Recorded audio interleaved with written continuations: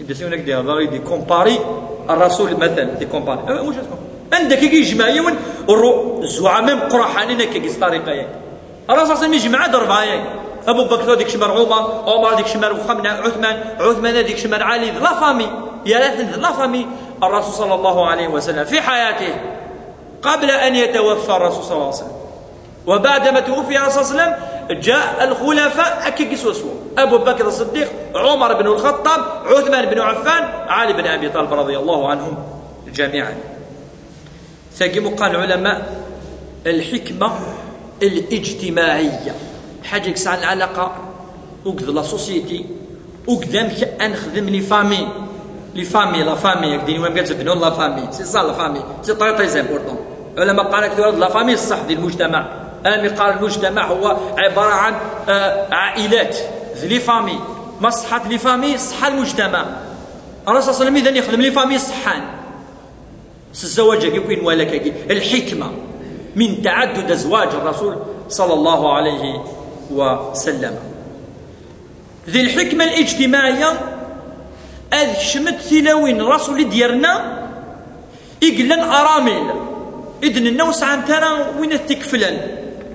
وين الذي يقيم بهن وينفق عليهن حاجه يعني قال لك كيثوره الى مر مقرنت ولو ربما سعنت الدريه في كذا قال الرسول صلى الله عليه وسلم ما ياخذ مكوس عقد الزواج الا بعض النساء من بينها زينب بنت خزيمه ثلا زينب بنت خزيمه ثلا زينب بنت جحش. اما زينب بنت خزيمه قال العلماء اشم الزواج نسا ديك شم ذي الحكمه الاجتماعيه قال ده خطر الجازيس يموت وهو ابو عبيده بن الحارث ابن عبد المطلب من عائله الرسول صلى الله عليه وسلم توفي في غزوه بدر وكان عمرها ما يقرب من 60 سنه سقم بلا بلا زواج أرملة. تزوج الرسول صلى الله عليه وسلم بها هناك من يقول بعض الأشهر فقط فتوفيت وقال كاين زواج لشهوة وقال من حيث السن مقرف من حيث الحياة هي عشايس ولكن ربي كرميت أفوركازيس يعني قال الصحابي الجليل يقموثن في غزوة بدر أم يتكرر ذو الرسول صلى الله عليه وسلم يقدع يتسردن يتيرن ديال القبر يقزل الفلاس أتان يتكرم ربي عز وجل زواج وكي زواج حكمة وكي حكمة كرمها الله عز وجل بالزواج. العلماء قال لم يعيش معها إلا بعض الأشهر كان الأشهر فقط ولكن كان الأشهر نبون ديوت البركة شديدات وهو أنها أصبحت زوجة الرسول صلى الله عليه وسلم فدعا لها وغسلها وكفنها ودفنها وصلى عليها الرسول صلى الله عليه وسلم. أتنا الحكم ربي تكرم من زواجك ليس الزواج شهوة واقي ولا شوك شهوة واقي سواء أخطر تسمطث أرملة مقرث ذي العمر إلى غير ذلك أشد يفيون ذي زواجك يعني صروح ولد شد لين زواجك يكسر بعض الأشهر روح أخطر ما نهضروك علميا في بداية الدروس علميا ونيلي من تصل الأمور الشكوك كتصحود تلقى كتصحود من بعد أمهدنا نادنا في الرسول صلى الله عليه وسلم في الحقيقة من حيث تعدد الأزواج كاين إينس الزوجة عشان تصيدس إذن فيما سبق هي خديجة رضي الله تعالى عنها هذا السؤال تجول إذن الزواج يعني عشان تصل رسول يسعد الدنيا إلى غير ذلك.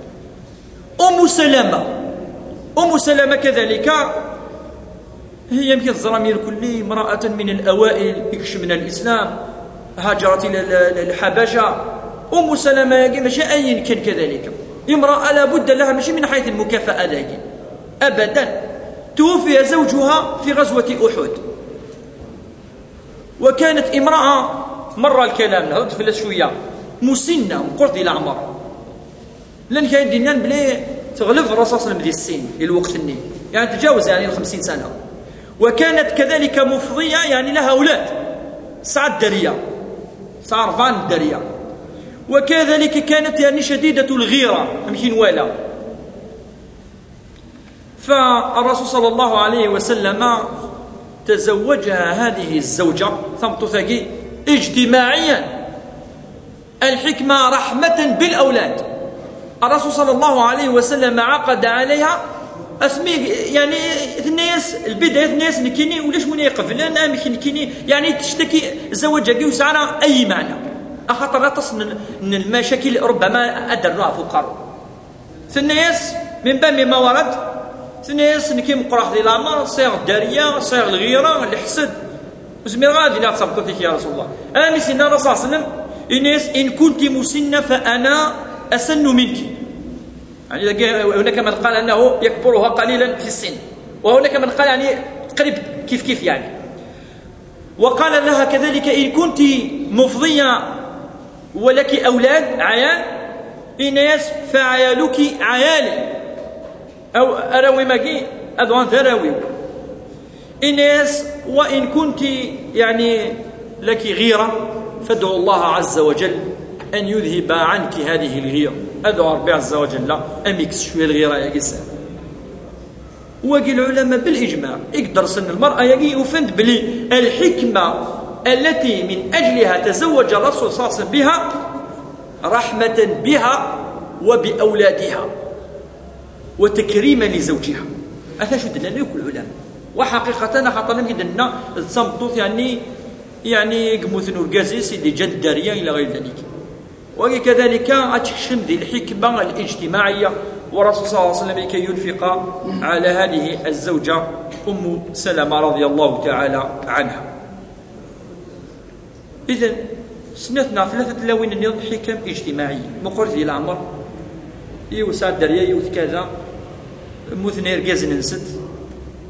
هذه هي أشو الحكمة أشو هذا نكسب وجه أنه غلا ريوث مقارنة نحفظ شوية كيستيك زينب بنت جحش زينب بنت جحش أنكشم ذي الحكمة في ثلاثة الحكمة التشريعية أشو أولا شو المعنى الحكمة التشريعية يعني ربي عز وجل يبغى ذي يلغي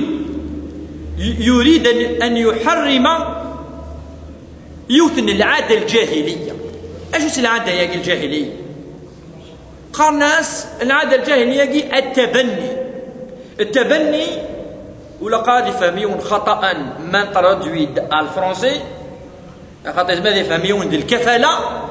أدني لادوبسيون أدني فهم بلي ذي الكفالة لا أدني تبنيت نشرح سقفينيس باش يسقى مثلا لادوبسيون حرام ثاني وانت تهدر في الكفالة ماشي كيف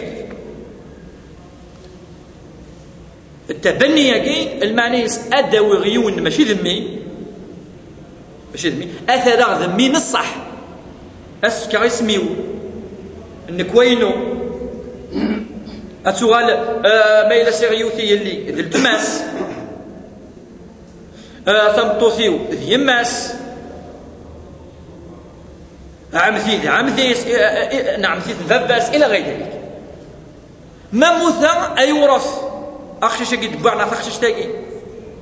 ولا مقرد وقد تبني هذه غير ذميك نصح هذا هو يورثنا كي اسم مثلا يوسف اسمي يوسف بن عبد الرحمن وهذا هو المعنى إذا l'adoption ولكن avec le sensei de lui donner le même nom اليوغال في ميك نصح أولا نصح ذميك أفيغ الحارة ما كيك أخطر ماشي ذميك نصح ذا سيد دفوي ثم فيغ ديجا حارة بلا ما نكمل أخطر ماشي نصح ماشي ذميك تلاقي ماشي ديال ليك اسمها كاين وين وكيل الاعمال الخيريه الحاج الهان اثي الداويط ما تهضر في السوجه كي يكون مدنيه تخميما اثي الداويط وسعاره ربما شي صيغات داريه غاسفك ظل النو اللي بدا يتفلسف يقول لي ادني نيس الطريقه نظام اسم الكفاله اثي الداويط والسكرايه سميس اسفكو كاش السنيه اسفك الرحمه ياكي تعتني به تربيط اسفك شويه صور دينيك اسفك المضخم اسفك كان الامور في سميس ذي الحياه نيك عندي البروبليم وكيف قال الكفاله اذا ربي هذه هو ادي الزليون الحكم الحرام مي بد البديل اسم البديل لادوبسيون دون السونس النظام للكفاله وانا معليش ولكن ماشي ذميك اذا العاده يجد منتشره في الجاهليه سلا معروفه انا مي تقريب اطراف العائله تصفض يون نميس ثنا ديال ليس كذا الى تكنيس ما هناك ذي العاده ثلا